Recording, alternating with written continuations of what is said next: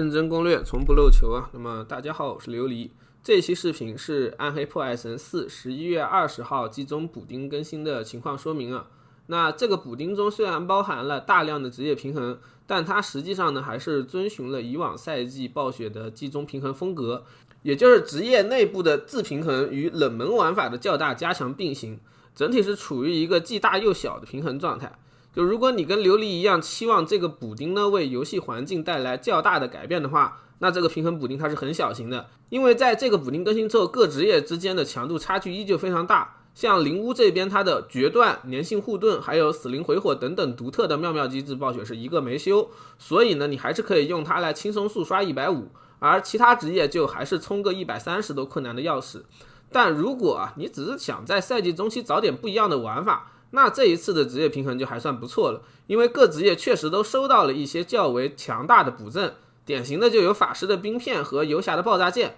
爆炸剑这次更新里很可能 buff 了数倍，让游侠有了突破120层深坑的潜力，但你放在全职业来说，这个成绩还是不高的，因为死灵跟野蛮人呢，他们已经在展望125甚至127了。所以如果你打算在这一次的版本更新之后换个职业的试试的话，那么我会推荐你先去尝试死灵跟野蛮人。而灵巫这边的冷门玩法毒爆，即使本身就有150的实力，还是在这一次的改动中得到了 50% 左右的强度提升。而对大部分职业来说，自己的主流冲程玩法，暴雪给他的加强幅度就还没有琉璃凌晨发的那个卡2层的堕域传承来的大就是了。那更详细的职业改动了，琉璃会在明天翻译加游戏内实测完毕再去更新啊。接下来回到本期视频的主题内容，也就是季中更新为我们带来的游戏性改动和独特活动上来。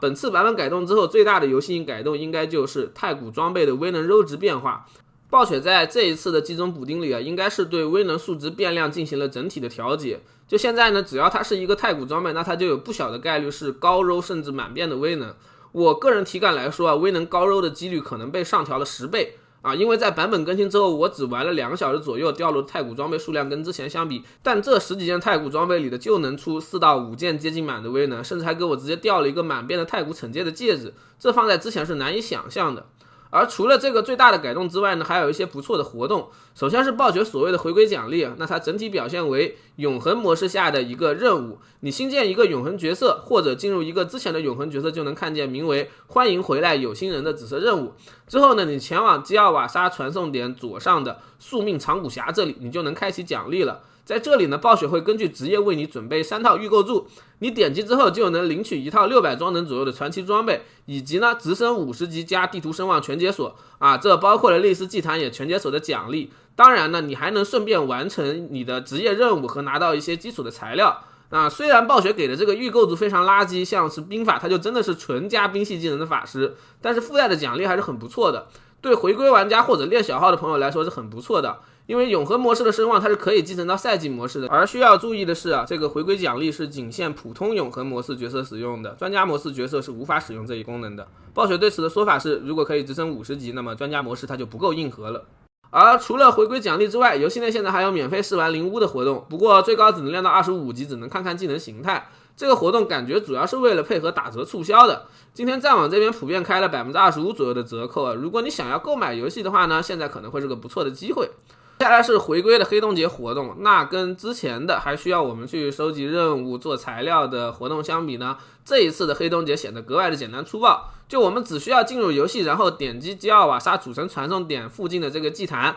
就能直接根据你的等级领到最多4个宝箱了。开启之后呢，就能直接拿各种材料装备，还有一大波的先祖装备和暗金。而除了这个点击就送的奖励之外，黑洞节还对狂潮、地下城和炼狱魔潮进行了一些改良了。后两者的屠夫现在会被换成红兜帽，你在击杀它之后可以获得一定的奖励。狂潮这边就显得有点疯狂了，其中大量的怪物都被替换成了黑洞节专属。这些怪物最大的特色就是身上装的灰烬特别多，尤其是在你开了炼狱侍女之后，琉璃8分钟的时间就在这附近捡了2400碎片开完全图的整本宝箱还有多。除此之外呢，狂潮中打满进度的魔翼现在也有概率被换成红兜帽了。击杀红兜帽，完成狂潮中的活动，或者是开启狂潮中的宝箱，都会有概率获得吉利恩加量这个药水消耗品。它跟普通药水是共享栏位的，只能同时存在一种。实际的掉落药效我测起来跟绿蛋白石差不多，都是喝了之后杀怪打 boss 都会掉生皮、铁块等等制作材料。但经过我的实测，它们俩叠起来的效果就比较一般了。你单独喝一个去打嘟嘟能掉2到300左右的皮铁，两个一起喝还是200左右，偶尔300个皮铁，